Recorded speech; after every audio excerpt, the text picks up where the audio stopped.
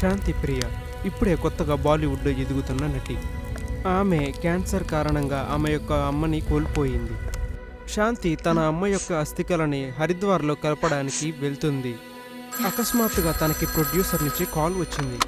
శాంతి film యొక్క final schedule Roy స్టూడియోలో జరుగుతుంది 10 రోజుల పాటు. మరియు కాల్ టైం రేపు ఉదయం 6 గంటలకి.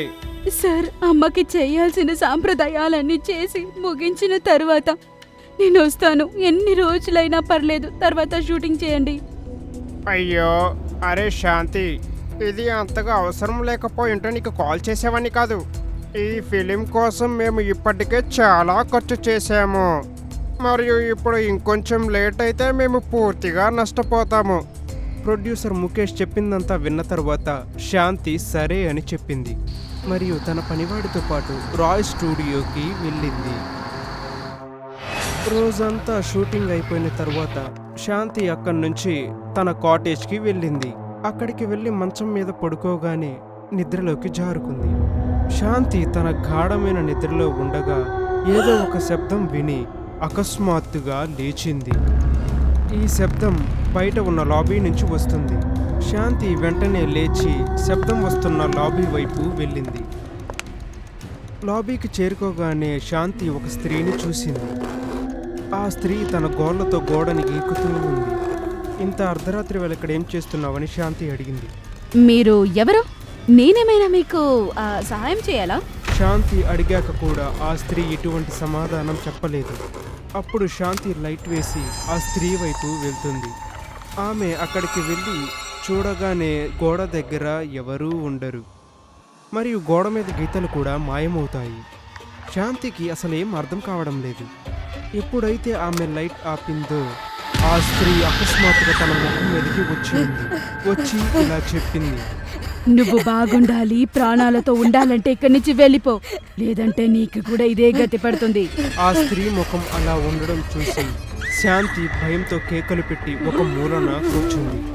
అప్పుడే శాంతి యొక్క పనివాడు బాండియా అక్కడికొచ్చాడు. అమ్మగారు, ఎంత రాత్రి వేళ ఇక్కడ ఒంటరిగా ఏం చేస్తున్నారు? మీరు బాగానే ఉన్నారా? ఇది ఈ అమ్మ నన్ను ఏమైనా చేస్తుందేమో అని భయంగా ఉంది. ఇక్కడి నుంచి వెళ్ళమను. ఏ స్త్రీ అమ్మగారు? ఇక్కడ మీరు తప్ప వేరే ఎవరూ లేరు కదా. బాడియా మాటలు విన్న శాంతి అటువైపు చూసింది. అక్కడ ఎవరూ లేరు. ఇదంతా జరిగిన తరువాత శాంతి తిరిగి తన గదికి వెళ్ళిపోయి స్లీపింగ్ బిల్ వేసుకొని నిద్రపోయింది. మరుసటి రోజు ఉదయం శాంతి అద్దంలో చూసుకుంటూ ప్రిపేర్ అవుతూ ఉంది. అప్పుడు అకస్మాత్తుగా అద్దంలో ఆ స్త్రీ యొక్క బొమ్మని చూసింది. అసలు ఆశ్చర్యం ఏమిటంటే ఆ స్త్రీ ఎవరో కాదు, ఆ స్త్రీ శాంతి వాళ్ళ అమ్మ, ఎవరికైతే తను 2 రోజుల క్రితం అంత్యక్రియలు చేసిందో. శాంతి బిడ్డ, ఇక్కడి నుంచి తప్పించుకుని వెళ్ళిపో. వాడి దగ్గర నుంచి తప్పించుకుని వెళ్ళు. వాడు చాలా చెడ్డవాడు. అమ్మా, నిన్న వచ్చింది నువ్వేనా? అవును, నేనే. ఏదైనా తప్పు జరగడానికి ముందే ఇక్కడి నుంచి వెళ్ళిపో. నేను చెప్పేది ఒక్కసారి విను. సరే అమ్మా, కానీ ముఖేష్ దగ్గర నుంచి తప్పించుకుని వెళ్ళిపో అంటున్నావు, కానీ నాకేం అర్థం కావట్లేదమ్మా. ఏంటి? వాడొక మృగం. వాడి లోపల దాక్కున్న ఆ మృగాన్ని నాకు మాత్రమే తెలుసు. తన మాటలన్నీ చెప్పడానికంటే ముందే శాంతి గారి అమ్మ మాయమైపోయింది. శాంతి ప్రియకి ఏమీ అర్థం కాక అమ్మా అమ్మా అని ఏడుస్తూ పిలుస్తూ ఉంది. అప్పుడే పనివాడు డోర్ కొడుతూ ఇలా చెప్పాడు. మేడం, షాట్ రెడీ అయింది. డైరెక్టర్ గారు మిమ్మల్ని పిలుస్తున్నారు. స్పోర్ట్ దాదా మాటలు విని శాంతి తన తల మీద ఉన్న చెమట తుడుచుకొని ఇలా చెప్పింది. మీరు వెళ్ళండి, నేను ఇప్పుడే వస్తా. కొంతసేపటి తర్వాత శాంతి చాలా కామ్గా కంప్లీట్గా ఉంది. నడుచుకుంటూ షూటింగ్ వైపు వెళ్ళింది. కానీ ఇదే ఆశ్చర్యమైన విషయం, ఆ గదిలో లైట్స్, కెమెరాలు అన్నీ ఉన్నాయి. కానీ వాటిని చూసుకోవడానికి లైట్ మెన్, కెమెరామెన్ మరియు ప్రొడక్షన్ మెన్ ఎవరూ కూడా లేరు. శాంతికి ఇది కొంచెం వింతగా అనిపించింది. అయినా కూడా దాన్ని విడిచిపెట్టి ఆమె గదిలో అటు ఇటు తిరుగుతూ ఉంది. ఆమె బెడ్కి దగ్గరగా రాగానే ఏదో చూసింది. అది చూసిన ఎవరికైనా రక్తం గడ్డకట్టుకుపోతుంది. అక్కడ ఒక బెడ్ పట్టేంత గుంతని తవ్వుంది. ఆ గుంతలో అన్ని శవాలు ఉన్నాయి. అది చూసి శాంతి భయంతో అరుస్తుంది. తను ఎలా అరుస్తుందంటే ఆకాశంలో మెరుపులు మెరుస్తున్నట్టుగా అరుస్తుంది. శాంతి కేకలు విని స్పాట్ బాయ్ మరియు కొంతమంది అక్కడికి వస్తారు మరియు శాంతి భయపడడం మరియు చెమటలు పట్టడం చూసి ఆశ్చర్యపోతారు. శాంతి వారికి ఏదో చెప్పడానికంటే ముందు ఆ గది అంతా ఖాళీగా ఉంటుంది. అక్కడ లైట్స్ కానీ కెమెరా కానీ మరియు బెడ్ కానీ ఏమీ ఉండవు. అక్కడంతా ఖాళీగా ఉంటుంది. ఇదంతా చూసిన శాంతి తన కళ్ళని నమ్మలేకపోతుంది. తన మెదడులో అనేక ప్రశ్నలు తిరుగుతూ ఉన్నాయి. అప్పుడే తనకి తన అమ్మ చెప్పిన మాటలు గుర్తొస్తాయి. అవి తన మదిలోనే తిరుగుతూ ఉన్నాయి. తన అమ్మ చావుకు కారణమైనవి కావచ్చు. 14 గంటల షూటింగ్ తరువాత శాంతి తన గదికి తిరిగి వెళ్తుంది మరియు టేబుల్ మీదున్న తన అమ్మగారి అస్థికలను చూస్తుంది. అమ్మా అమ్మా, నువ్వు నన్ను వదిలేసి వెళ్ళిపోయిన తర్వాత ఇక్కడ ఏమీ బాగా లేదమ్మా. నువ్వు ఒకవేళ నాతో ఉండింటే బాగుండేదేమో అమ్మా. చూడు శాంతి, శాంతి అమ్మా, తల్లి నేను చెప్పేది దయచేసి నన్ను ఏ ఒక్క ప్రశ్న అడగకుండా చెప్పేది విను. నువ్వు ముఖేష్ని చంపేయాలి, లేకపోతే వాడు నిన్ను కూడా చంపేస్తాడు. ఇది విని శాంతి షాక్ అవుతుంది. తను నమ్మలేకపోతుంది తన అమ్మ ఇలా చెప్పడం. నువ్వు ఖచ్చితంగా నా తల్లివి కాదు. నా తల్లి ఎవరిని చంపమని నాకు ఎప్పటికీ చెప్పదు. అది కూడా ముఖేష్ లాంటి ఒక మంచి అబ్బాయిని చంపమంటున్నావు. వాడి చేతుల్లో ఎంతమంది ఎంత ఘోరంగా చనిపోయారో అన్నది నాకు మాత్రమే తెలుసు. ఇంకొక 3 రోజుల్లో నువ్వు వాణ్ణి చంపకపోతే తర్వాత మీ స్టూడియోలో ఉన్న వాళ్ళందరూ కలలో కూడా అనుకోనంత ఘోరంగా చనిపోతారు. అదంతా నువ్వు కల్లారా చూస్తావు. ఆమె ఇలా చెప్పగానే శాంతి తన చేతులకి కరెంట్ షాక్ వచ్చినట్లు ఫీల్ అయింది. అప్పుడే ఆమె చేతిలో ఉన్న అస్థికలు కింద పడిపోయాయి. దాంతోపాటు గదిలో ఏదో వస్తువులు విరుగుతున్న శబ్దం వినిపించింది. శాంతి శబ్దం విని అటు వెళ్ళింది. ఆమె ప్రాణం పోయినట్లయింది. ఆమె కళ్ళ ముందే తన పనివాడు బాండియా కింద పడిపోయి ఉన్నాడు. అతని తల ఫ్యాన్ పడిపోవడం వల్ల ఛిద్రమైపోయింది. అలా 2 రోజుల తర్వాత ప్రమాదాలు ఇంకా జరగడం పెరుగుతూ ఉన్నాయి రాయ్ స్టూడియోలో. మొదట సెక్యూరిటీ గార్డ్ ఎప్పుడూ నిద్రపోతూ ఉండేవాడు. అతను తన నిద్రలోనే ప్రాణాలు కోల్పోయాడు. ఒకరోజు రాత్రి శాంతిప్రియ సిస్టర్గా యాక్ట్ చేస్తున్న ఒక అమ్మాయి తన రూమ్లో ఉన్న బాత్టబ్లోనే చనిపోయింది. ఆఖరికి శాంతి దగ్గర ఎలాంటి మార్గాలు లేవు. తను వెంటనే తన అమ్మ చెప్పిన మాటలు వినాలనుకుంది.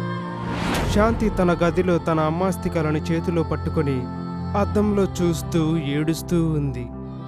అమ్మా, నువ్వేం చెప్తావో అది చెయ్యడానికి నేను సిద్ధంగా ఉన్నా. కానీ ఏం జరుగుతుంది, ఎందుకు అని నాకు తెలియట్లేదమ్మా. దయచేసి అది మాత్రం చెప్పు. చూడు, రేపు ముఖేష్ సెట్కొస్తున్నాడు. వాడు ప్రాణాలతో మళ్ళీ తిరిగి వెళ్తాడో లేదు చనిపోతాడో అన్నదంతా నీ చేతుల్లోనే ఉంది అమ్మాయి. అందరూ ఊహించినట్లుగానే ముఖేష్ తన బాడీ గార్డులతో పాటు సెట్ దగ్గరికి వచ్చాడు. అక్కడ ఫిల్మ్ యొక్క క్లైమాక్స్ షూట్ జరుగుతుంది. శాంతి చాలా అందంగా తయారయ్యి అక్కడికి వచ్చింది. అది చూసి అందరూ అలానే చూస్తూ ఉండిపోయారు. దివ్య నుంచి దిగి వచ్చిన ఒక ఏంజిల్లా ఉంది. శాంతి ముఖేష్ చెవులో ఇలా చెప్పింది, మెల్లగా మత్తుగా ఉన్న వాయిస్తో. అంటే షూట్ తర్వాత ఈరోజు రాత్రి ఇక్కడే ఉంటారా? అంటే మీకోసం ఒక సర్ప్రైజ్ ఉంది, ప్లీజ్. కొన్ని గంటల షూటింగ్ తరువాత ప్యాకప్ అయింది. ముఖేష్ అక్కడే నిల్చొని శాంతి కోసం ఎదురు చూస్తూ ఉన్నాడు. శాంతి బట్టలు మార్చుకొని తన చేతిలో వైన్ గ్లాస్ పట్టుకొని తన దగ్గరకు వచ్చింది. ఇద్దరు చీర్స్ కొట్టుకొని వైన్ని తాగుతూ ఉన్నారు. వాతావరణం కూడా వేడెక్కుతూ ఉంది. శాంతి ముఖేష్ కళ్ళకి గంతలు కట్టింది మరియు తనను తన వెనకాలే రమ్మని చెప్పింది. ముఖేష్ కూడా శాంతి చేయి పట్టుకొని ఒక బానిసలాగా తన వెనకాలే నడుచుకుంటూ వెళ్ళాడు. కొంత దూరం నడిచిన తరువాత ముఖేష్ని మధ్య గదిలో నిల్చునేలా చేసింది మరియు తన బొగ్గని ముద్దు పెడుతూ ఉన్నప్పుడు ముఖేష్ తన చేతిని పట్టుకున్నాడు. ఏ శాంతి, ఇంకెంతసేపు? సరే ఆగు, ఇంకా కాసేపే. ఇలా చెప్పి శాంతి కొంచెం దూరం వెళ్ళింది మరియు అక్కడ కట్టున్న తాడును తీసి ఇలా చెప్పింది. ముఖేష్, ఇప్పుడు మీరు కళ్ళు తెరిచి చూడండి. అయితే పైకి చూడాలి, కానీ ఈ సర్ప్రైజ్ ని చూసి మీరు చాలా సంతోషిస్తారు. ఏ శాంతి, ఇదేం సర్ప్రైజ్? నాకేమీ అర్థం కావడం లేదు. నువ్వు ఏం చెప్తున్నావు? సరే, నీకు అర్థమయ్యేటట్టు నేను నీకు చెప్తా. సునీత రాయ్ అనే పేరు వినగానే నీకు ఏమైనా గుర్తుకొస్తుందా?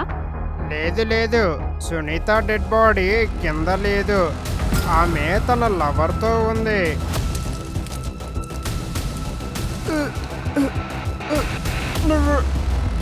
నువ్వు నాకు ఏం చేసావు?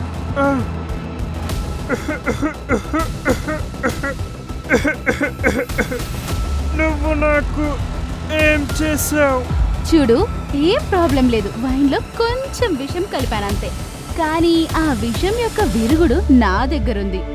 నువ్వు జరిగిందేంటో అన్నది నిజం చెప్తే ఆ విరుగుడు మందు నేను నీకిస్తాను. సరే సరే, నేను అంతా నిజం చెప్తాను. నువ్వు నన్ను చచ్చేలా చేయకు. అప్పుడు 5 ఏళ్ల క్రితం రాయ్ స్టూడియోలో రెనోవేషన్ వర్క్ జరుగుతూ ఉంది. ఆ తరువాత ఒకరోజు పనివాడికి తవ్వుతూ ఉన్నప్పుడు ఒక ఆడవాళ్ళ స్కెలిటన్ దొరికింది. అది ఎవరో కాదు, నా వైఫ్ సునీత రాయ్.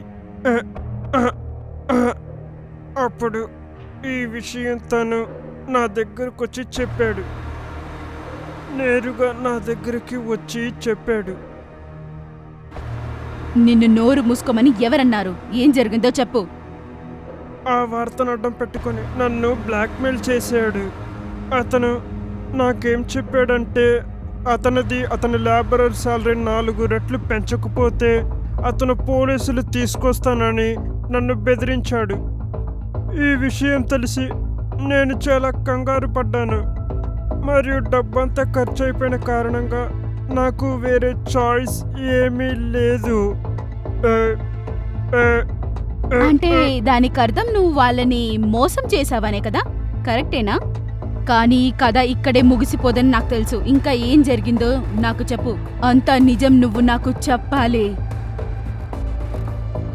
నేను ఆ పనివాడిని ఛాతీలో పొడి చేసి దారుణంగా చంపాను. కానీ నా దరిద్రం ఏంటంటే జీతాల కోసం వచ్చిన కొంతమంది పనివాళ్ళు నేను అలా చేయడం చూశారు. మరియు వాళ్ళందరూ కోపంతో నన్ను చంపాలని నా వైపు వచ్చారు. మరియు వాళ్ళు నా మీద చెయ్యి వెత్తడానికన్నా ముందే నా బాడీ గార్డ్స్ తుపాకులతో కాల్చేసి వాళ్ళని ఇక్కడే స్టూడియోలో సమాధి చేసేశారు. ఇదే అసలు నిజం. ఇప్పుడు నాకు మెడిసిన్ ఇవ్వు మరియు దయతో నన్ను వదిలేయి. ముఖేష్ చెప్పిందంతా విన్న తరువాత ఎలాంటి దయ చూపకుండా వెంటనే తన తాడుని కట్ చేసింది. తాడు తెంచడం వల్ల అది వెళ్ళి నేరుగా ముఖేష్ మీద పడిపోయింది. ముఖేష్ ఆఖరి శ్వాస తీసుకుంటున్నప్పుడు శాంతి అమ్మగారి ఆత్మ అక్కడ ప్రత్యక్షమైంది మరియు ఆమెతో ఇలా చెప్పింది. నా బంగారు తల్లి, నీ చేతులారా నేను వాణ్ణి చంపించాను. నన్ను క్షమించు. ఒకవేళ నేనే బతికుంటే ఆ మూర్ఖుడిని నేనే చంపేదాన్ని తల్లి. ప్రజలని నువ్వు వాడి చేతుల్లో నుంచి కాపాడావు తల్లి. అవును. శాంతి ఈ విషయం మొత్తాన్ని అర్థం చేసుకోలేకపోయింది. కానీ అకస్మాత్తుగా ఎందరో చనిపోయిన పనివాళ్ళ యొక్క ఆత్మలు వచ్చి ఆమె ముందు నిలుచున్నాయి. మమ్మల్ని క్షమించు. మా ప్రతీకారాన్ని తీర్చుకోవడానికి మేము మీ అమ్మని ఒక టూల్గా యూజ్ చేశాము. కానీ ఇప్పుడు మేము చాలా ఫ్రీగా ఉన్నాం. ఇలా చెప్పేసి ఆ పని వాళ్ళ ఆత్మలు మెల్లిమెల్లిగా అక్కడి నుంచి మాయమైపోయాయి. ఈ సంఘటన జరిగిన 1 గంట తరువాత అక్కడ ఇన్సిడెంట్ దగ్గర ఒంటరిగా ఉన్న శాంతిప్రియని పోలీసులు కస్టడీలోకి తీసుకున్నారు. కానీ ఈసారి విక్టిమ్ శాంతిప్రియ పనివాళ్ళు మరియు ప్రొడ్యూసర్ ముఖేష్ రాయ్ మధ్యలో ఉండి ఆమె జైలుకి వెళ్ళింది. మరియు ఆమె అమాయకత్వాన్ని ఆమె నిరూపించుకోలేక 7 సంవత్సరాలు జైలు జీవితం గడిపింది. ఇలాంటి భయంకరమైన కథలు మరిన్ని చూడాలనుకుంటే డూడు టీవీ తెలుగుకు సబ్స్క్రైబ్ చేసుకోండి. ఒకవేళ మీ దగ్గర ఇలా భయపెట్టించే కథ గనక ఉంటే ఇప్పుడే ఆ కథను మా మెయిల్ అడ్రస్కు పంపించండి. ఒకవేళ పంపితే తరువాత వచ్చే కథ మీ కథే అయ్యుంటుందేమో.